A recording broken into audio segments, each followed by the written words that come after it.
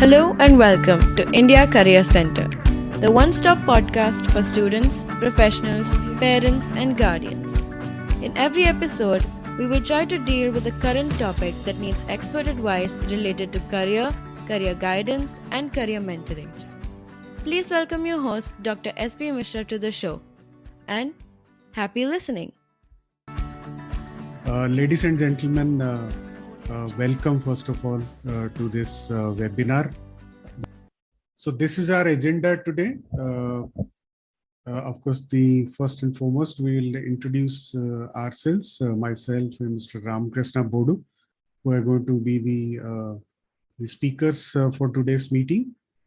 Then we will see what is Vision 2030.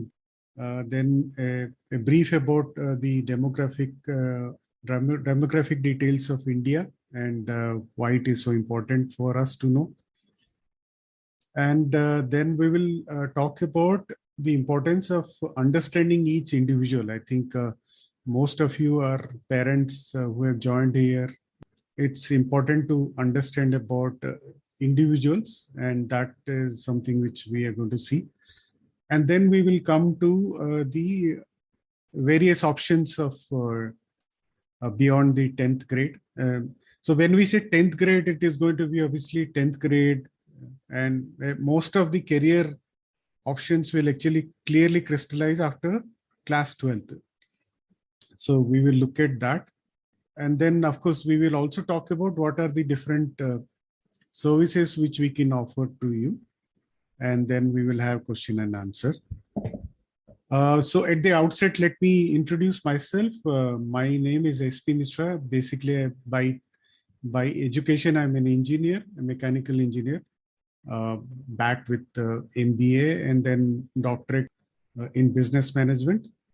I have spent about 22 years in the industry, primarily in the construction equipment industry, working with a couple of MNC companies, German as well as UK. Currently, I am the founder director of India Career Center, which is basically dedicated into career guidance for students and professionals. I'm also the managing partner at True Focus, which is basically an overseas education consulting company. Today, I am joined by our associate, Mr. Ramakrishna Bodu. Ramakrishna ji, I would like you to give a brief about yourself, please. Welcome, first of all. Yeah, thank you, Mishra ji, and welcome everybody once again to the session today. And I hope you're going to enjoy and have some good time for the next 1.5 hours. And it's really wonderful to have you here on Sunday morning. So, well, my name is Ramakrishna. As you see, a lot of information about me over there.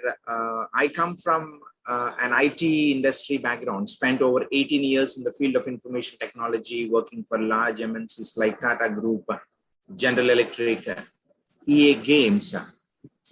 And over the last 4 years, I've transformed myself from an IT professional to a career mentor. So ever since I started my transformation, so I had acquired quite a few credentials in that space, becoming a certified trainer, mentor, and an NLP practitioner and DMIT consultant. And I'm also a Udemy instructor and a YouTuber as well. So that's a brief about me. And I think we are going to have some exciting information exchange for the next 1.5 hours. Thank you, Mishra ji. Thank you, Ramakrishna ji, and welcome once again. When we talk about any kind of career, we have to understand from the point of view of how the world is going to be shaping up for the future. Because most of our kids who are in the 9th grade or who have just got into the 10th grade, I think they will spend the next 6-7 years in their education, further education. And by the time they are into the world of work, it is going to be around anything between 2027 to 2030. And we must, as parents, understand how the world is going to be by 2030. So these are some of the top line, broad visions about 2030. First and foremost, the world population will be 8.5 billion. Currently, it is about 7.5 billion. And this is as per the UN report. Okay.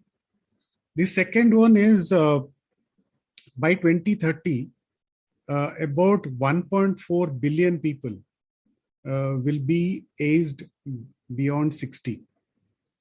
And most of the the European countries, North America, Japan, all these countries will have a huge amount of population which are beyond 60, and that will have an impact on how the world of work is going to be.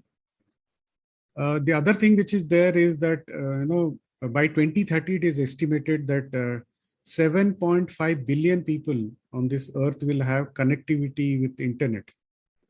So which is roughly about 90% of the population of the world. Okay. And what we also see that, there's a lot of talk about the conventional energy versus the renewable energy and the carbon emission, net zero carbon emission and all that. So by 2030, it is estimated that renewable energy investments will become double, more than double, in fact. So from a level of about 900 billion US dollars, it will go to a level of about 2000 billion US dollars. So the reason why I'm telling you about all this is that these will have direct impact on the way the world of work is going to change for our children. Okay. I mean, just to continue from what I spoke in the earlier slide. So there's huge amount of trend towards more and more digitization. There's a huge trend towards decarbonization. Basically, it means that use of non-conventional renewable energy to reduce the carbon emission across the earth. Population which is going to be increasing rapidly, and also the age of the population, and obviously along with that the health is something which is going to be very important. Energy security, because so many people are there, obviously you need energy, and that is something which is, so these are the broad global trends which are panning out right now, and these trends will continue for next 20-30 years. So a little brief about what's happening. I will not go through everything on this slide, but broadly to understand, the big 5 companies in the technical, in the tech side, their sales revenue was 1.4 trillion US dollars in 2021, which is more than the GDP of a country, which is Mexico. So what I'm only trying to say is that digitization as a process is only going to increase every year. All the activities, all the economic activities will have a direct linkage to this. I talked about decarbonization. The world, all the countries put together, there is a agreement by 2070. In fact, by 2050, the target is to keep the Earth's temperature increased to a level of 1.5 degrees, or at least below 2 degrees. And from India's point of view, the objective is that India wants to become a zero net emission country by 2070. So all this will have direct impact on how the world of work is going to be, and hence the career choices for our children. A quick look about the world population. By 2050, the world population will be around 9 billion people. And if you look at the chart here, you'll see that a lot of, across the world, most of the countries are in dark color, either some red or blue or some shades of that. These are the countries where population is actually aging fast. So countries like North America, Europe, most part of Europe, Japan, Russia, all these countries, their population will be anything between 25 to 30% older. I mean, 25 to 30% people will be more than 60-year-old. And countries like India and most part of Africa and some part of Asia, these countries will have fairly young people. Now coming to the demographic details of India, if you look at this chart, I mean, I would like you to focus on these three rows actually. So children born between 1997 to 2011, these are the people who contribute about 36 crore of Indian population. So this is quite good from the India point of view, which means that we have so much of young people, there'll be so much of consumption, they'll be economically involved in so many things. So they will produce a lot of things. So as a country, this is very good. But at the same time, one must also understand that these 36 crore population, or in each cohort about 12 crore each, they will have intense competition amongst themselves for everything, starting from education to their professional life and so on and so forth. So as parents, I think we have to understand that this is something which is going to come in a big way, and it is already there. Okay. So now coming to the career options. So when we talk about career options, it is very important to take a certain amount of decision right from the level of 9th or 10th or maybe earlier than that, because as you saw earlier, the competition is going to be intense. It is already intense. It is only going to increase. So if competition is going to be increased, then obviously it is better to start preparing as early as possible. Now we will see how. Now, in the previous slides, I tried to show you the world population is increasing. There is an increase, focus on decarbonization. There is an increase on digitization, and so on and so forth. So what are the basic needs of human being? So human being need food, clothes, home, health, education, entertainment, transportation, and communication. I think these are the very, very basic needs which is required for any human being. So any kind of profession, any kind of occupation which are around these factors, and there can be anything, and not just directly, but also indirectly. For example, logistics, though directly I have not mentioned here, but if we have to move material from one place to another, logistics is a big area of opportunity. So these are the basic requirements where opportunity will continue to grow, right? And at the same time, since the competition is so intense, so which means that for a job or for a occupation, there'll be an intense amount of competition amongst the young cohorts. So people who will do well are the ones who have adopted the 21st century skills, which is complex problem solving, critical thinking, creativity, people management, coordinating with others or collaboration, emotional intelligence, decision-making, service orientation, negotiation, cognitive flexibility or adaptability. These are some of the skills which are important along with the bare minimum education qualification. So the qualifications will help you to get a particular direction in the job, but these skills will be very important for you to become a differentiator amongst the, okay. Now, I would like to bring Mr. Ramakrishna Bodu to explain about the importance of the three factors. Every individual is unique, and the career decision is something which should be actually defined by three most important factors, which is personality, ability, and interest. So, Ramakrishna ji, over to you to explain. Yeah, sure. Thank you. Good morning once again, everybody. So traditionally, we have been making career choices based on, what academic subject that we do well. And we align our career towards that academic subject and make a career choice. For example, if a child does well in maths and science, then they go into the science stream. If they do well with biology, then they go into the medical stream. And if the child doesn't do well in either of them, then they look for the commerce or humanities kind of streams. So the career choices traditionally have been influenced by the academic excellence on a specific subject. Now, gone are those days, because you have seen the world, how it is transforming.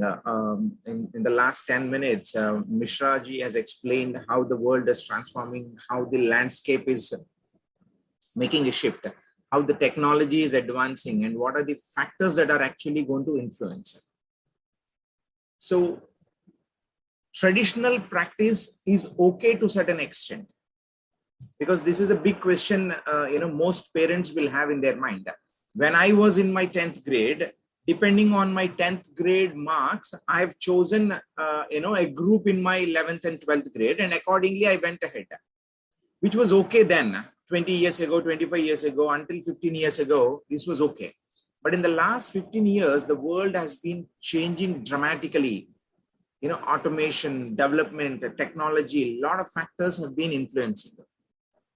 So if we stick to the traditional methodology, then we are not doing justice to our younger minds. We are not doing justice to our younger generation.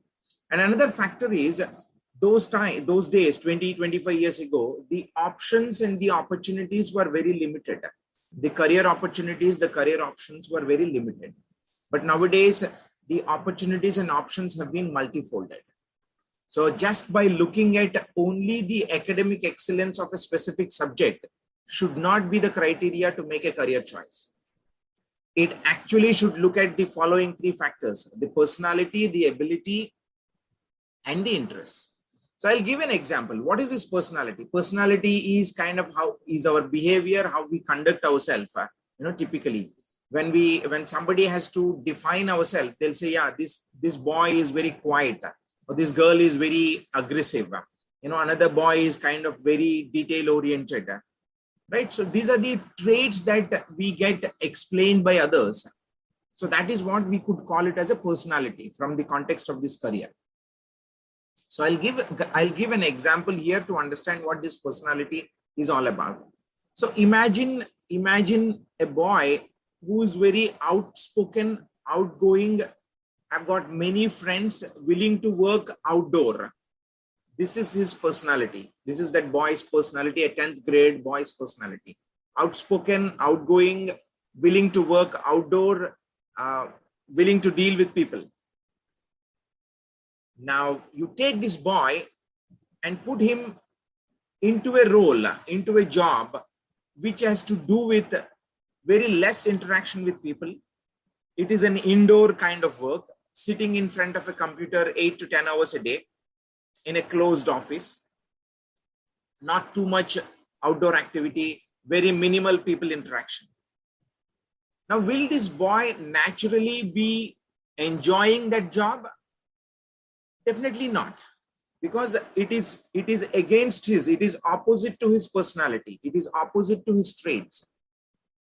Instead of putting this boy into a closed room and 8 to 10 hours in front of computer doing an isolated kind of work, put him in an outdoor, put him in journalism, in mass media, in communications, some kind of a role where he could go outdoor, where he could meet people, he could deal with people and enjoy working outdoor. Then this boy will enjoy what he's doing. So this is an important factor to realize as parents. If you are a parent attending this session, please understand personality is a critical factor in making a career choice. That is number one. Number two, the abilities. The abilities, there are born abilities and there are developed abilities over a period of time. Nature and nurture is what we call. So we have certain abilities by birth. And as we grow up, as a child grows up, depending on the environment or the exposure they get into, they develop certain physical and mental abilities. For example, these are some of the abilities we could talk. So if the child, what are the abilities that the child possesses? That is the second important factor that we need to consider while making a career choice. The first important factor is personality. What kind of a person am I? And what abilities, what work do I do well? What type of work do I do well? That's the abilities. And the third important factor is interest. Do I have interest in doing that work, in that field, in that environment? Do I have interest? Do I have interest in that specific field or not? So that is the third important factor.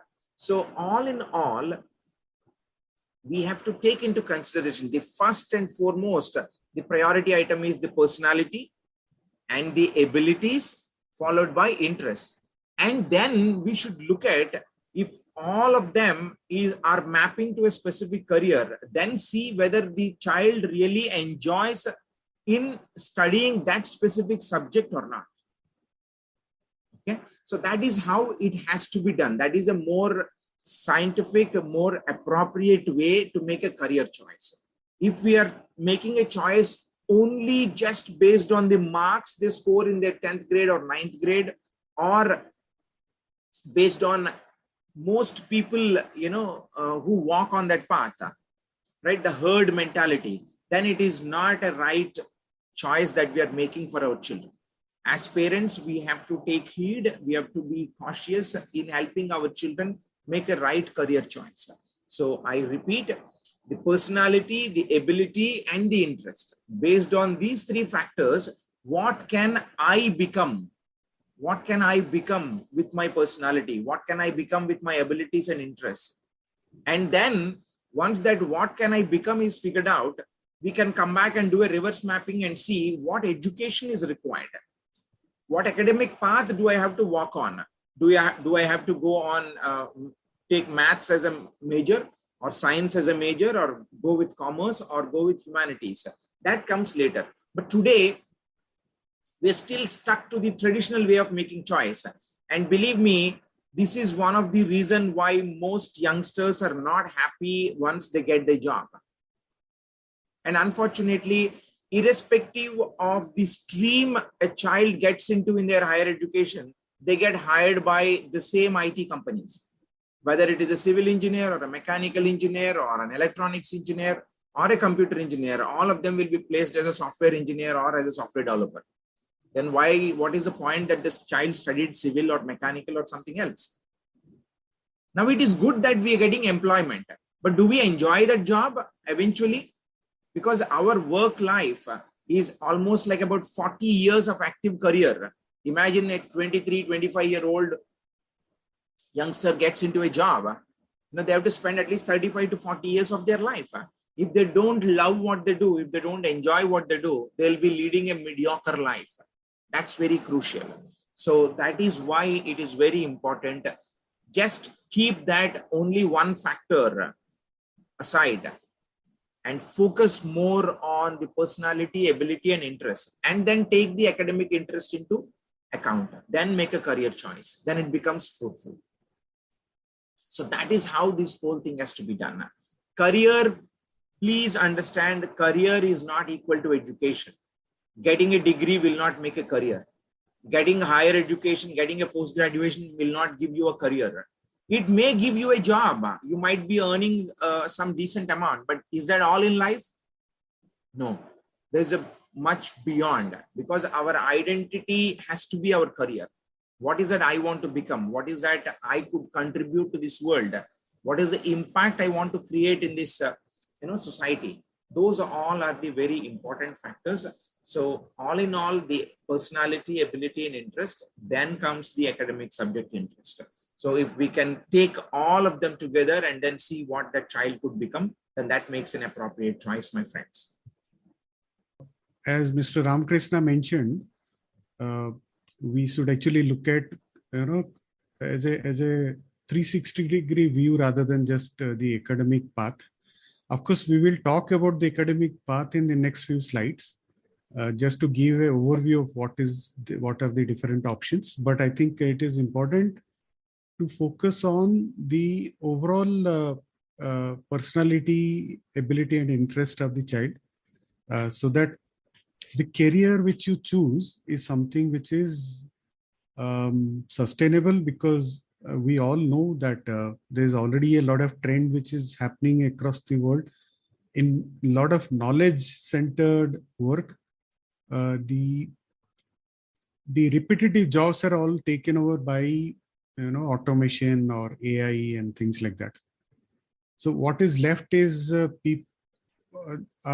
the occupations or jobs which are where the intervention of human being is required.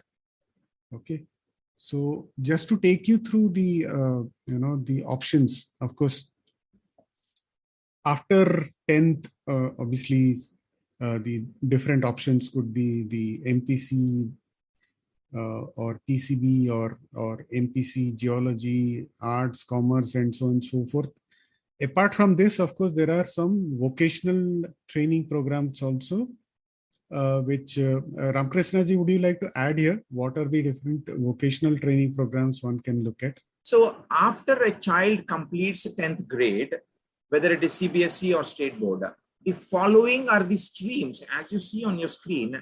The following are the streams that you could see. Two most popular is MPC or PCM, maths, physics, chemistry. Those are the main subjects. The next one is biology, physics, chemistry, or PCB or BIPC is what they call.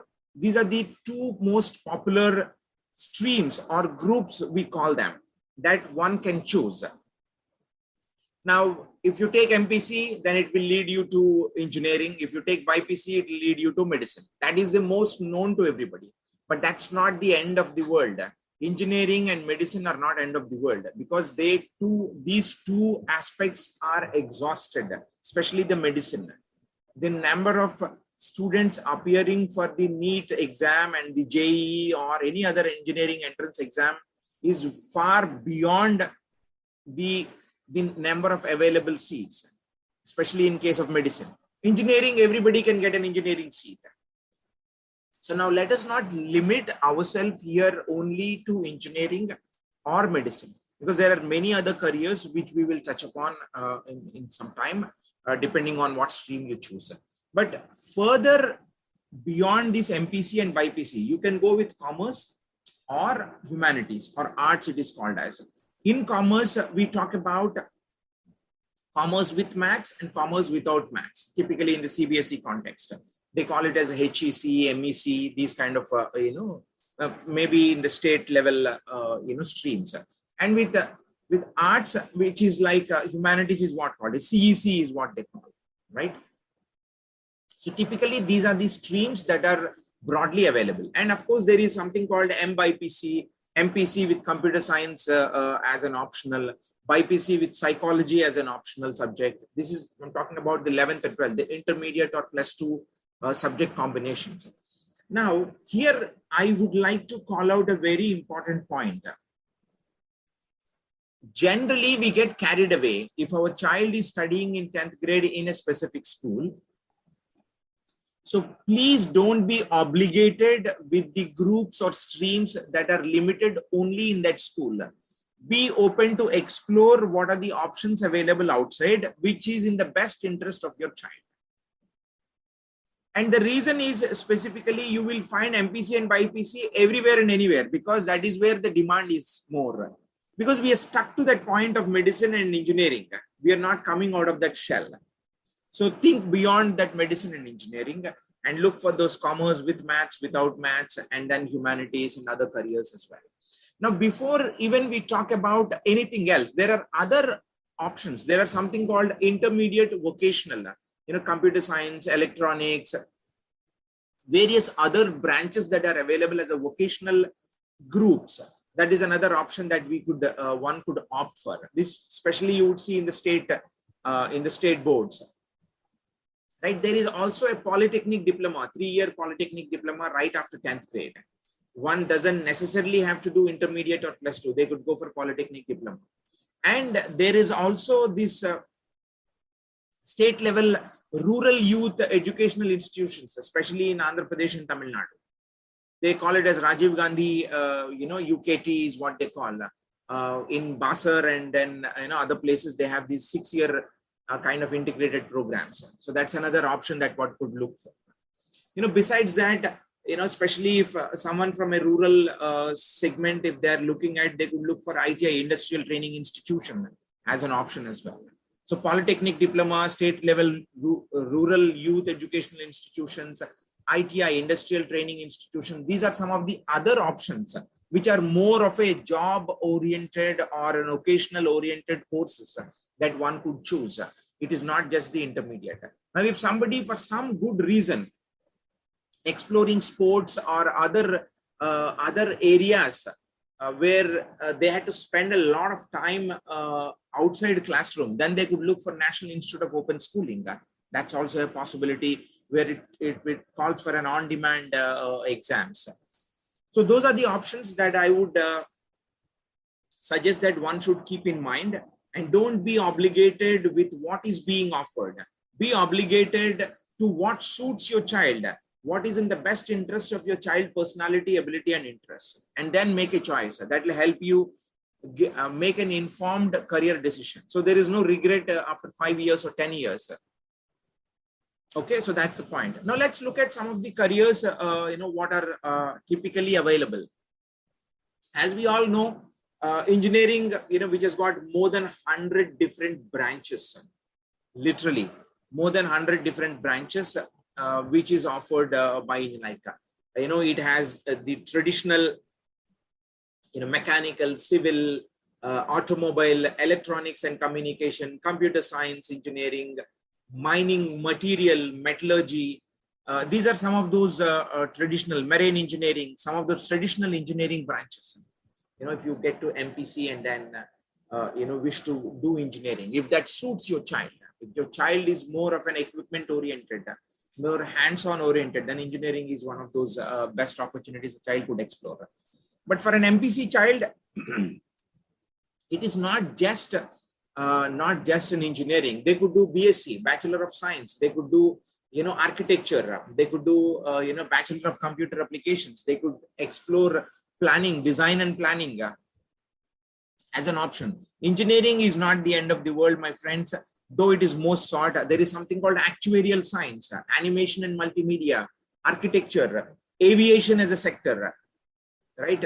So they can get into economics and finance. They can get into data science, design, planning, and a child, if they're interested, they could look for National Defense Academy, joining the armed forces. That's another avenues they could get with a science and a maths background, like merchant navy, geology, nuclear science, nautical science, research, many other options that are available with the traditional PCM, like actuarial science, I called it earlier.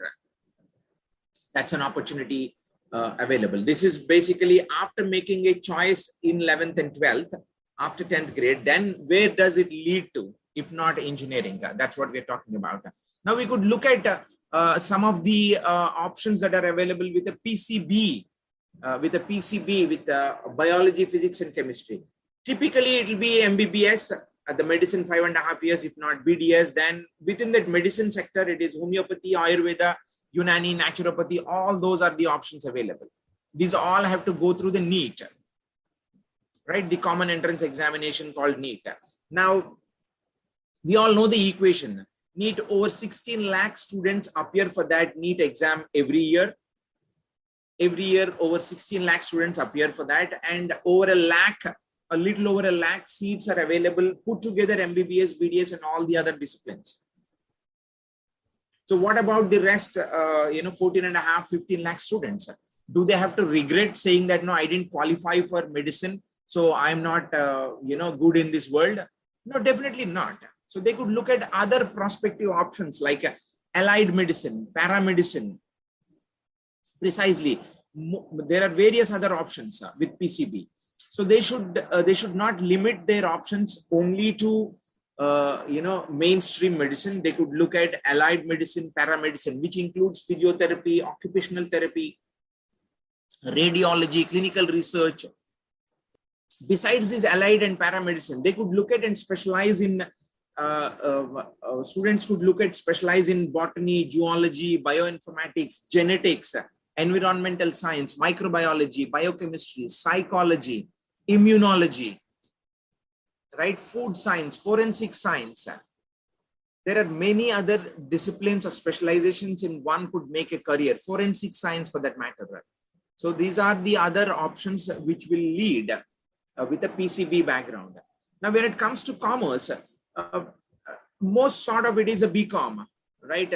Any commerce student would think of BCom as an undergraduation, which is good.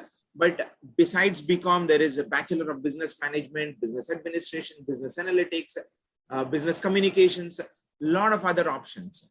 And there are these traditional professional education courses, which is like Chartered Accountancy, Company Secretary, Cost Management Accounting, Financial Planning, Financial Analyst, Chartered Certified Accountant, Financial Risk Manager. These are some of the other courses that one could look for, right? These are the various other careers which will lead for a commerce student. Of course, the NDA as well. And they could even get into the event management, hospitality, tourism, mass communication, design, journalism, whatnot,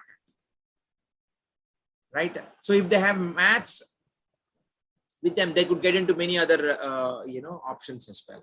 Now that's about commerce. Now they could, if a student who was willing to look at humanities as a course, then typically we call that as BA, Bachelor of Arts, right? They could do BA in psychology, in hotel management, in journalism, mass communication. They could become law, as a career, design as a career, sociology, linguistics, literature as a career, social work, social service as a career. Social service is not free of work. It has a lot of potential. They could look at liberal arts as a discipline, environmental sciences, media studies. A lot of other options are available with humanities as a career. Of course, specialize in a social language, and event management, hospitality, tourism. All those are the options available for the humanities students. Now look at how many careers that we are calling out besides engineering and medicine. Most of the time, these are all untapped. We are blindfolded, literally. And humanities student can also look up for design as a career as well. Design as a career, that's also a possibility. So huge. Generally, this humanities or arts, that is a very good path for typically for the UPSC exams. Though eligibility, calls out for any undergraduation, this becomes another, very good. So that's about humanities. And all in all, only my submission and request here to all the parents and students here: don't limit your options only to engineering and medicine. They're pretty good, they're damn good, no doubt about it.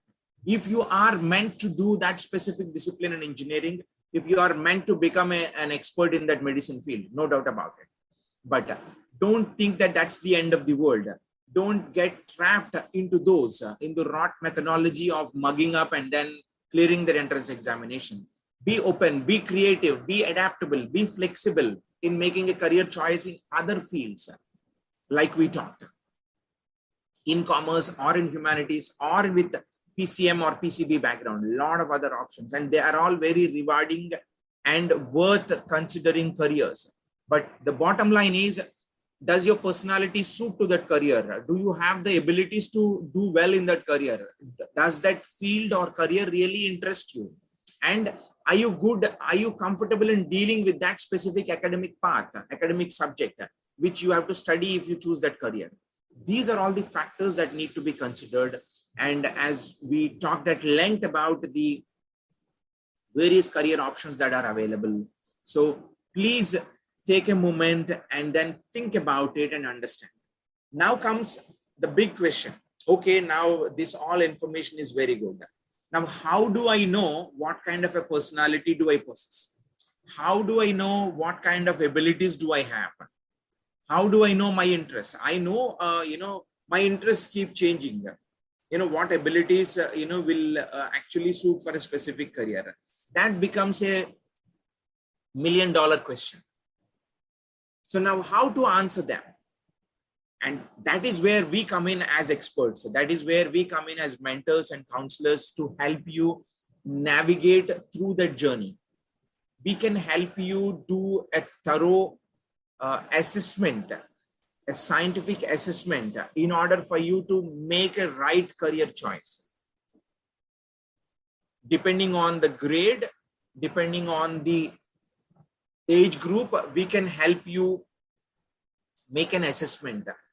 Starting right from 8th grade onwards, we can help you understand what are your abilities, what are your interests, and what are your personality, and what suits you as an individual, what career is best, so that you could go and do research about it, and then eventually pick up from the recommendations. You can shortlist and then pick up from top 3. You could make one of them and then start laying a path for it. And we'll help you guide and plan throughout the journey. So one key important aspect you got to keep in mind, psychometric assessment or the scientific assessment is what we call, which will help you uncover your personality, your ability, and your interest. So that is where we will come into picture and help you in that direction. And whether you are 8th, 9th, 10th, 11th, 12th grade, doesn't matter whether what career suits you according to your personality, ability, and interest. Our assessments will help you get there in a more scientific way. And of course, we take into consideration of your academic interests also. And the career decisions has to be made both by parent and child together. It cannot be done in isolation. A parent cannot dictate a career on the child, or a child cannot dream about a career in isolation to the parent. They both have to sit together, both mom and dad and the child has to sit together and make a joint effort and make a decision together, not in isolation. And it is not fair as a parent to force some career choice on our children if they are not interested.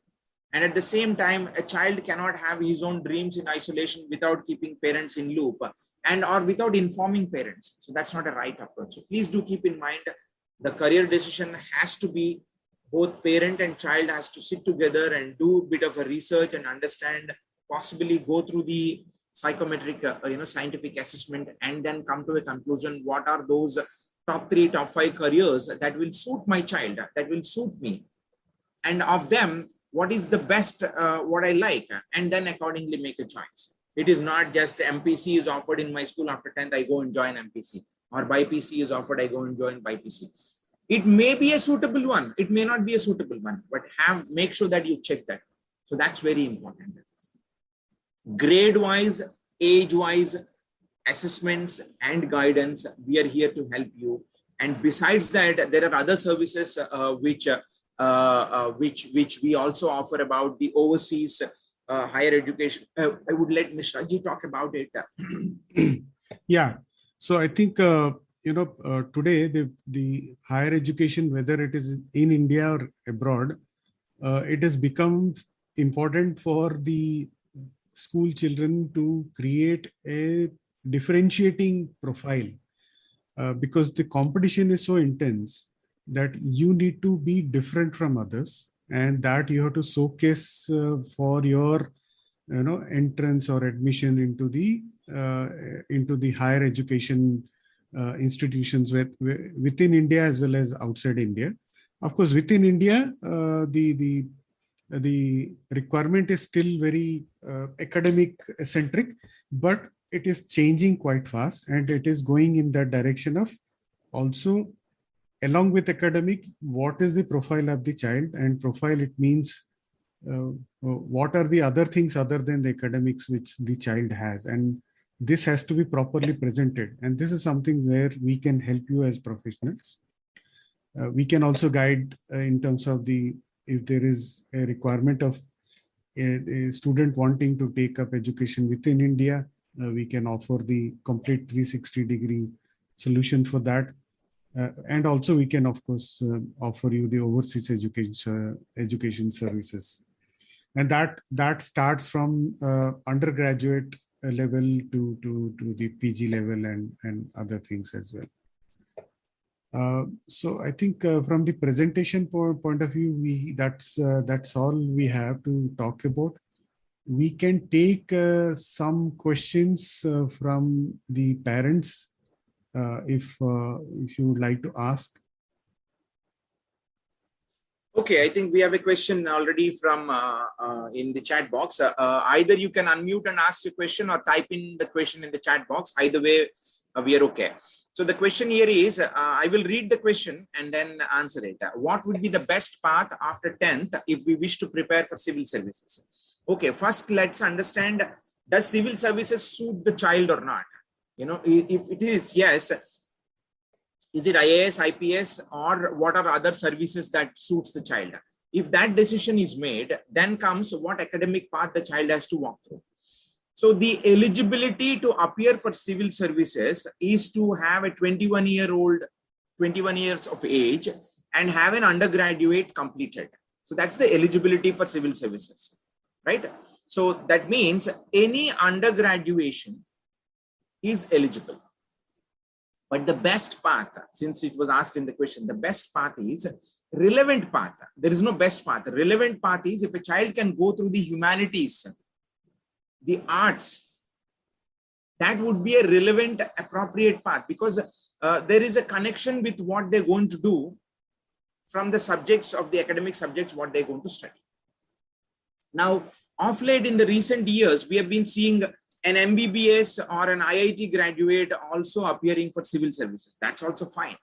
But if you know that you want to pursue civil services, why did you slog yourself for 5.5 years studying MBBS?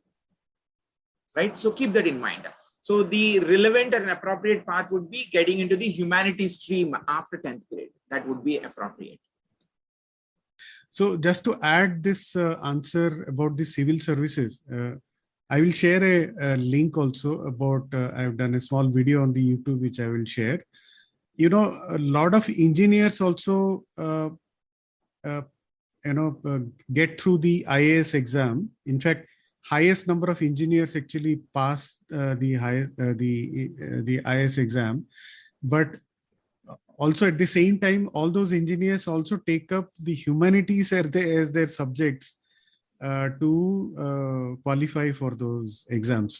So which means that it makes sense if somebody is very clear from the point of view of personality and the family value that okay, somebody has to prepare for the IAS, then it, as Mr. Ramakrishna mentioned, it is actually quite logical to go through the humanities as a straightforward route rather than going through first doing engineering or MBA or even MBBS and then going to pass through the civil services. Yeah. I think next. Yeah, I think there was another question. Thank you, Mishra ji, for adding that. So what test you are talking about for children? So which stream he has to choose? So we are talking about a comprehensive career guidance. So the test is called as psychometric assessment. Okay, it's a scientific way of assessing the child. Okay, so what it does, it is an online computer-based exam. There will be over 100 questions that the child has to answer independently, which which is not from any academic subject. These are the general questions the child will be asked, and based on which we will uncover the personality, ability, and interest of the child, and then map them to the world of possibilities, to the careers, and give a shortlisted options. Right? That is what it is. So the short answer to the question, Ujjwal, is basically it is a scientific assessment. It's also called as a psychometric assessment, which will have over 100 different questions, which will be asked towards uncovering the personality, ability, and interest.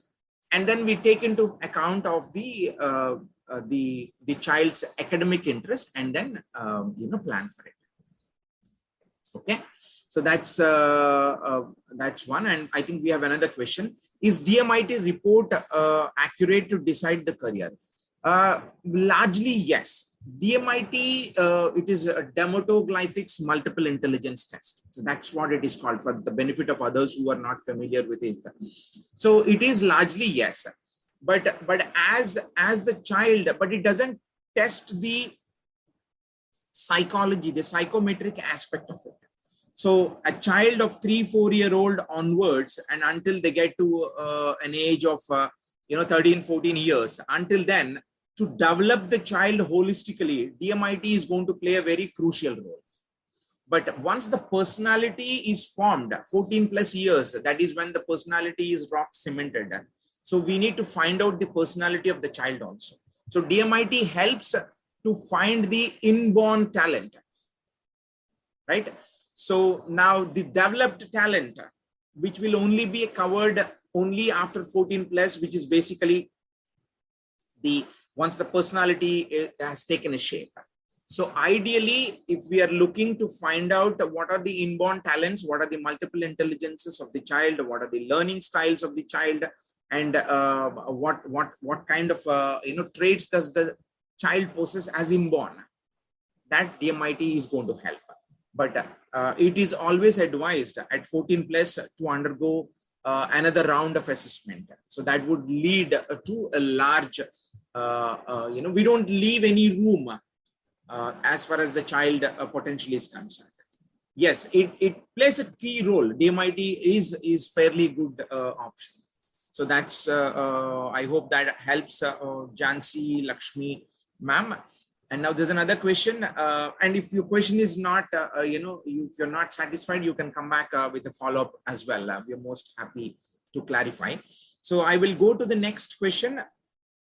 I'm in 9th and confused about what my personality ability. So just go reach out to us, either Mishra ji or me, and we'll help you to do that assessment so that you will get, but you must be 14 plus years of age. I'm assuming if you have just got into 9th, I would suggest if you are 14 plus, then we can take you through that assessment so that we will uncover your personality. So please, please do reach out to us. We'll be more than happy. Pragya. And there is another question from Kushi. After getting the test done, how do we accurately decide what we want? So basically, this is how it works, Kushi. After the assessment is done, we will show you what are the possibilities that will suit you. What are the various roles? What are the various, what type of work will suit you? And then you will go do research about them. Basically, we'll give you a handful of options. We go do research, you go do research along with your parents, and then we'll do a follow-up session with you to understand what is the best of 3 or best of 5. Then you're going to make a choice. It is not just we are going to write a prescription and give it to you like a doctor does. We will take you through that journey. You yourself will be involved in understanding what those careers are which are best suitable to you. And then you are going to pick them from that list. So that's how we will empower you. This is not a prescription. This is a recommendation, and you will be part of that journey. That is how this works, Kushi. And there's another question. Would like to conduct psychometric test for my kid? Very nice, Ujjwal. Will be more than happy. Mishra ji will be able to provide those details, how we are going to get that done. And then we can have a connection after this meeting so that we will do it. How can we get the test? Yes, we will be, you will have to subscribe to the test and we will tell you how it can be done. And please email and reach out to Mishra, SP Mishra, as he already mentioned, or WhatsApp. I think you have WhatsApp on that as well, Mishra ji. Yeah, so that that's right. It will be fairly quick. Okay, so that's wonderful. But I think so far those are really wonderful questions. Those are really great questions. And I see that, the audience are very kind of interested to get these assessments or, get a career guidance. That's more important. Actually, I am Ujjwal's father. I am Javir. Okay. Yes, Very Negi. nice, sir. Very nice. Yes, Negi. Basically, I have asked few questions. You have answered already. And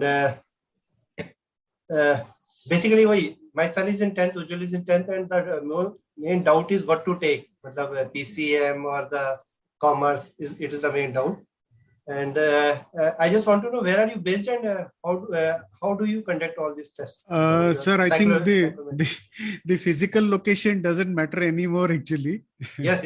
I know. In today's world, it doesn't matter much. Yes, so in fact, we are only within India. So I think there are some people who are joining us from Africa right now.